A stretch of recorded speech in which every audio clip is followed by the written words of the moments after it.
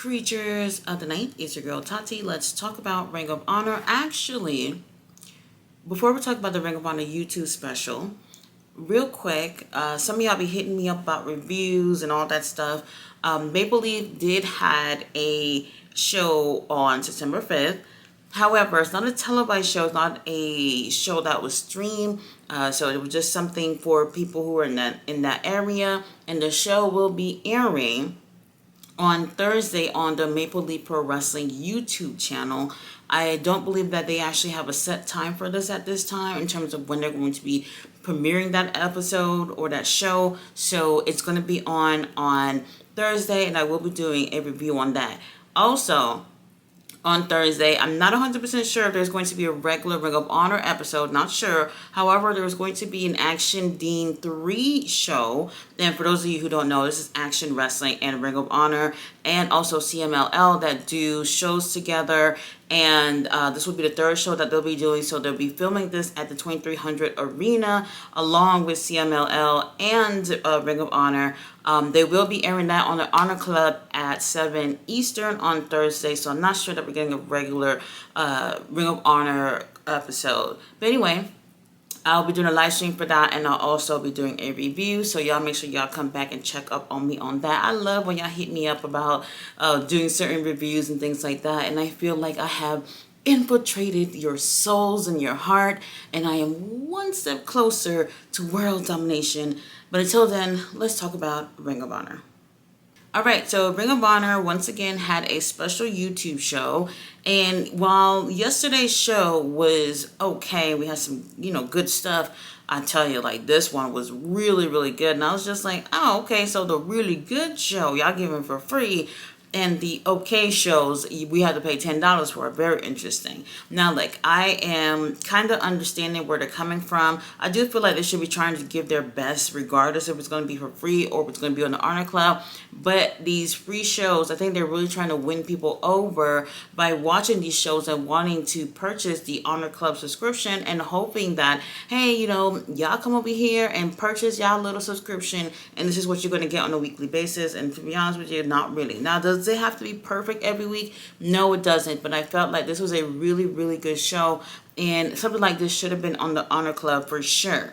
Either way, our first match of the night, we had trios action. We had the Frat House. Our boys are back from God knows what they've been doing past few weeks to go against the Kingdom. Our boys, the Kingdom, are back, and they're teaming up with AR Fox. This was a really great match, a really great opening match where the crowd is absolutely feeling this whole thing. AR Fox, we love AR Fox. However, I would say that AR Fox typically does singles action, and him teaming up with the Kingdom, I felt like they had great chemistry. But with AR Fox doing his usual move sets and all that cool shit that we love from him, it kind of came off a little showboaty, because it's like, baby, you can tag your teammates. Don't forget, you have teammates. You don't have to do this by yourself. So if you watch the match, we're going to check it out. You see exactly what I'm talking about. But he got his head in the game and, was tagging his partners at some point. Overall, I feel like they make a really great trios. Now, this is really important for them to make a little bit more of an emphasis on trios, because STP just won the 6-man tag titles. And it almost seemed like I had to sit there and think for a while about what trios we actually have in the company. And honestly, we really don't have much trios between AEW and Ring of Honor. So this is something that they're going to have to change, try to get people together. I think that Kingdom and AR Fox can work out. However, without going too much into the AEW situation, I feel like we have a babyface problem with the lack of babyface stars right now on AEW. And AR Fox could be that kind of guy that it can rely on if they take an opportunity on him. Either way, Frat House is cheating, trying to get a win, but it's not enough, and AR Fox and the Kingdom ends up taking the win. I would like to see them tagging some more to see where it goes. They look like they can be legit trios, but I need to see more chemistry with this team. Now, we have the Spanish Announce Project Angelico Serpentico going against Premier Athletes, which is Aria Davari and Tony Nese. Tony Nese ain't got no business looking so fine like that. Oh my God. Anyway, now Mark Sterling, y'all remember on Thursday, Mark Sterling got attacked heinously by Ishii and Hologram. It's not true. I'm just saying. And they said that his arm is fucked up or whatever, and he might need surgery. And then he gave like a really serious promo and everything, talking about a contingency plan and how they're gonna have to get somebody or something to I guess take his place. Not 100% sure because it was kind of cryptic what he was saying. So the tag match goes on or whatnot, and I feel like for the first time in a really long time, we're seeing more of a seriousness with the Premier Athletes. And I'm like, okay, they do their typical athletes rules and we don't suck and all that stuff, but in the ring, I felt like they were getting down to business. And I was like, okay, maybe we're going to see more of a serious side of them where they're just like, hey, we tired of losing, we're going to be getting some W's from now on. Towards the end of the match, Mark Sterling is distracting the referee, and somebody comes into the ring. At first glance, this woman, you heard that right.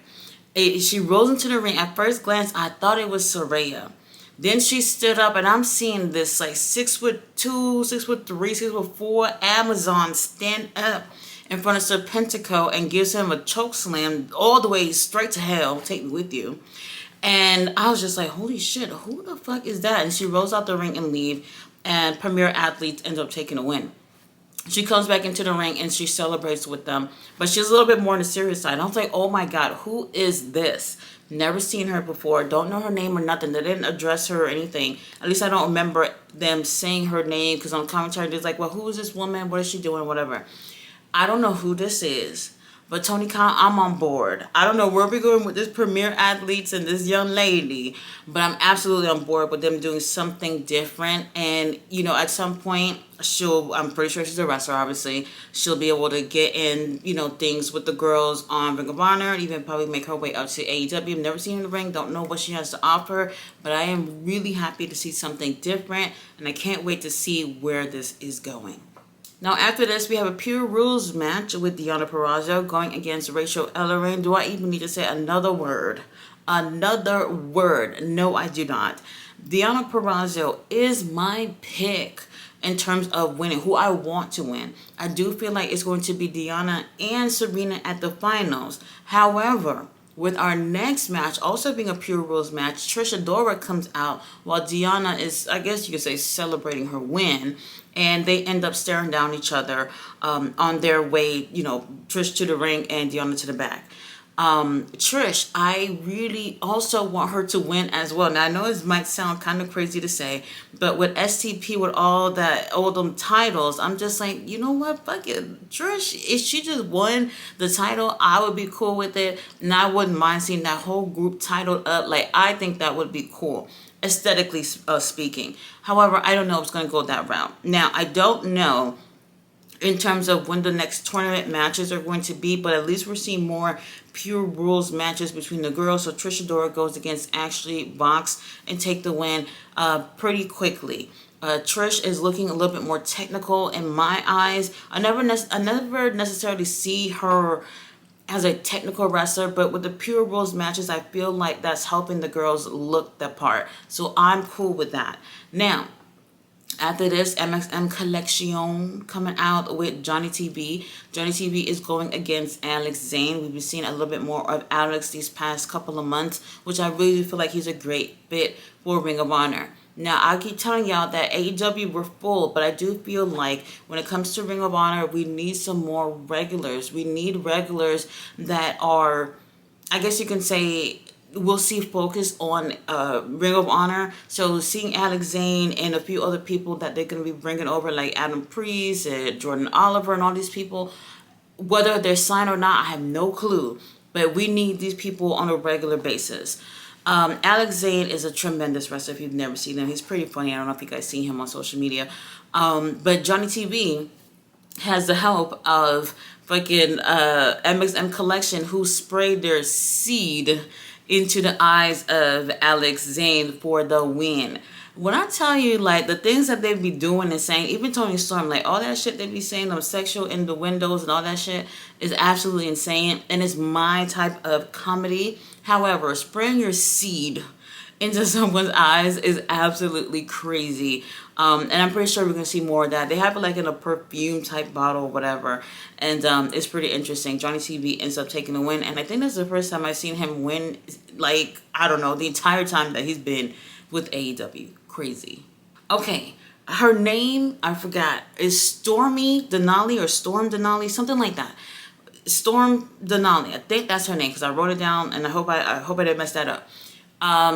She was introduced to be part of the Premier Athletes now. Would that change how the Premier Athletes are booked? I think it should. Now, I know it might seem like, okay, a new person, especially being a woman, joining this group that is typically the ones that are just, out there to have great matches with people, but to make other people look strong and them losing. So I do feel like with them having a girl in the group, I'm hoping that it changes how people see the Premier Athletes. Like I said, it's still pretty early with this whole thing because it just happened, but I'm hoping for the best. After this, Jordan Oliver, once again, stealing a little piece of my non-existent heart, going against Beast Mortos. Beast Mortos, he's been experimenting with the mask and having like different designs, the little things like that I pick up on. However, this time I noticed he's not wearing like hair pieces with his mask. His actual hair is out with the mask, which I thought was, oh, this looks so much better. Just a little bit of a change like that makes him look so much better. But he still look meaty and everything. He's been participating quite a bit in CMLL since they rectified things with him a couple of months ago. And, last week when Sammy and Roosh and them had that match and they ended up winning the tag titles, a lot of people was just like, well, where's Beast Mortos? Is he still part of LFI? So during the match, they did confirm that he is still part of LFI, but they didn't explain like why he wasn't there. And for those of you who didn't know, last Friday, CMLL had their Grand Prix where they have international stars from all over the world representing different countries in a tournament, and Beast Mortos was there representing Mexico. So that's where he was last Friday instead of at the pay-per-view, but he's still part of LFI. Jordan Oliver, oh my God, is absolutely amazing. Puts up a really great fight against Beast Mortos, but Beast Mortos has wins to make because, he's part of LFI. They just won the tag titles, and I feel like they need to look strong. Now, this also makes me feel good because I remember a few months ago saying, why don't LFI just come on Ring of Honor? LFI, they do have a history in Ring of Honor. Why not just do that and give them something to do before y'all figure out what y'all want to do with them on the main roster? So I'm hoping that's the route that they go with, because they can be a trio, they can be an 8-man tag, they can be just tag teams, or they can just do singles action, and them pretty much taking over on Ring of Honor, I think would be a really great idea. Beast Mortos, obviously, with the win. After this, we have tag team action. We have Beef teaming up with LSG to go against Lance Archer and Hechiseto. Hechiseto, oh my God. Every single time he does it to me. I don't know what it is. He's meaty. He's so talented. He's probably one of the best technical wrestlers in the world right now.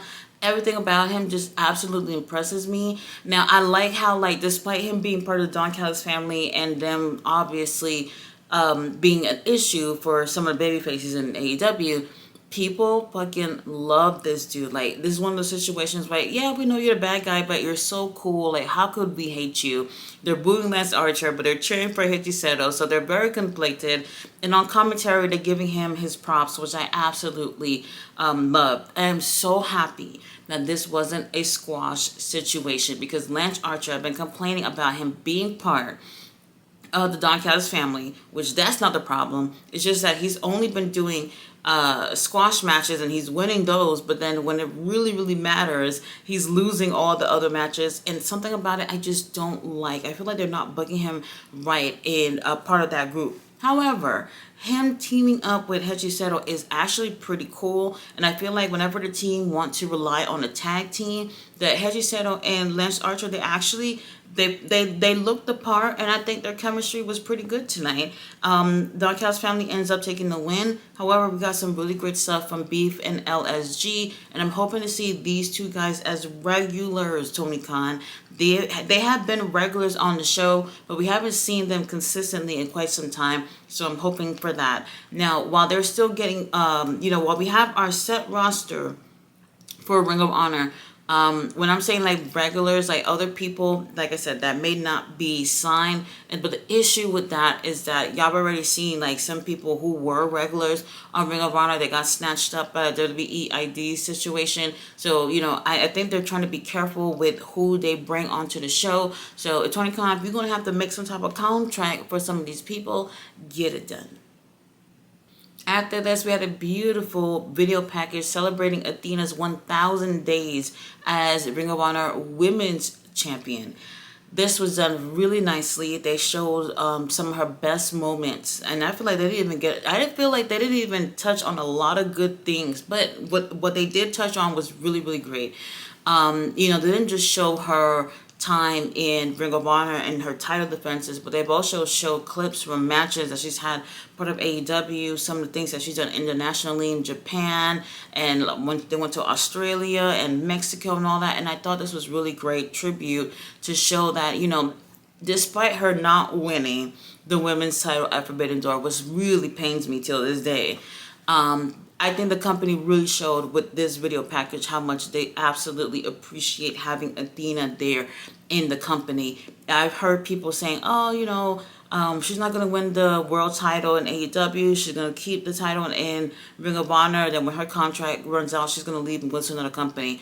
After that video package they put today, homegirl not going nowhere. I'm really happy that they actually did this. So there wasn't no like celebration or anything in terms of like her coming to the ring and celebrating and getting into it with somebody. But I thought this was beautifully done. Congratulations to Athena with 1,000 days as champion. After this, we have Matt Mako going against our boy Josh Woods, who I just be like, where have you been, baby? Where have you been? And yes, he's still part of Premier Athletes, because I wasn't sure if that's where they were going, because we saw the rest of the group earlier and whatever they're doing. But they did mention on commentary that he's part of Premier Athletes, and when his music came out and everything, it was still all that with the group. So he's still with them. He's an amazing technical wrestler. Matt also is an amazing technical wrestler, and we need more of that. Lee Moriarty, I think he's bored. And probably not feeling challenged enough. And I really want to stress that being a pure champion, pure division is a little different from everything else that's going on because of the rules, and it fits perfectly if you are a technical wrestler. So we need more of these guys on the show. Josh Woods ends up taking the win, and I would love to see him have an opportunity to go for the title. I don't want to rush into it. Final Battle pay-per-view is on December 5th. We still have some time to at least cook up some story with somebody with Lee Moriarty to take us to that pay-per-view. I can't wait to see who that person will be for Lee Moriarty to go against at the Final Battle pay-per-view. Now after this, Aaron Solo going against Hologram for the kids. I never noticed this, but Hologram, when he came out, he gave a kid like a watch or something that he took off his arm to give to a kid. Has he ever done that before? I'm not sure. I don't really be paying attention when it comes to Hologram, but I thought that was a cool touch, because I've been saying Hologram, he's for the kids, and I feel like he should be interacting more with children if they're really trying to find a character for the kids to gravitate towards. The match was okay. Look, both of these guys are really great wrestlers. The thing is that Hologram, I feel like I'm happy that they're doing this clone situation thing, because I feel like that's going to help bring some type of personality out of him. I just, sometimes when he gets in the ring, it's like, all right, you're doing all this thing that you always do. What else you got for me? And it's just the same thing. And obviously, Aaron Solo is not going to win anything against Hologram. Nobody will ever beat Hologram, at least for now. Hologram for the win. Main event. And not a long one, but probably one of the best matches of the night. Proving Grounds match for the Ring of Honor World title. Bandito going against Lee Johnson. Lee Johnson has absolutely improved since turning heel. He's a great wrestler, but the personality has picked up, and I feel like he's definitely learned a thing or two tagging with Blake Christian. Blake is ringside for Lee. And Bandito, oh my gosh, like he's absolutely been impressing people. People are saying, oh, he's Wrestler of the Year and all that stuff. I'm going to be honest and say, I don't know if I would say Wrestler of the Year, but he's had amazing matches. I would have to wait until towards the end of the year to give my opinion on that, but he's done really, really well, and this was another great match for him. Lee looked great. However, he has to last 10 minutes at least in the ring because he's not going to pin him. He's not going to make him tap or anything else. So he has to last that. I believe it went slightly like between 6 to 7 minutes before Bandito ends up taking the win. After Lee unfortunately loses and not get an opportunity to go for the title, somehow, some way, Blake is like, you know what? Lee, you lost, but I could be next. Gets his hands on Bandito and even ends up picking up the Ring of Honor World title, looking for a opportunity to be next in line. I would like to see a story out of this. Now, Bandito has been giving us some really killer matches all summer, especially part of Ring of Honor. However, there isn't really any stories going on. So this is why I'm just like, okay, I like that interaction after the match. Hopefully we can get a story. You heard that, Tony Khan? Story with Bandito and Blake moving on. Because Lee, out of the blue, just got a Proving Grounds match. I feel like even with a Proving Grounds match, there has to be something for people to be like, oh, okay, I see why you at least got that opportunity. So I would like to see Blake get an opportunity to go for a Proving Grounds match, possibly even win and continue to tell a story with these guys, because I think that's the only thing that's missing with Bandito is we're feeling like he's more into the AEW roster, but not really too. This is hard to say. While the matches are great, his lack of participating with stories is a little bit of an issue when it comes to a world champion on Ring of Honor. Overall, this was a really, really great show. Kind of, I don't want to say mad, but like I'm just like, this is the type of thing y'all should be airing on the Honor Club for those who are paying, and not give us what you did yesterday. Like, put a little bit more effort into these shows. Overall, go ahead and check it out. Thought it was really, really good. It's on the Honor Club. No, not Honor Club. It's on the Ring of Honor YouTube channel. I'll post the link below if you're interested in watching that. Until then, I'll see you guys on the next one.